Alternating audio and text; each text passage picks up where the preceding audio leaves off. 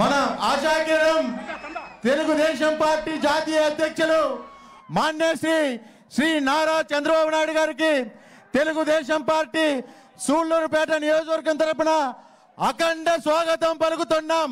మీ కరతాళ ధ్వనులతో మరొక్కసారి జై తెలుగుదేశం, జై తెలుగుదేశం, జై తెలుగుదేశం. ఇప్పుడు మన సూళ్లూరుపేట ఉమ్మడి Telugu Desam party, Janasena, BJP assembly అభ్యర్థి శ్రీ నెలవల విజయశ్రీ గారిని మాట్లాడవలసిందిగా కోరుతున్నాం.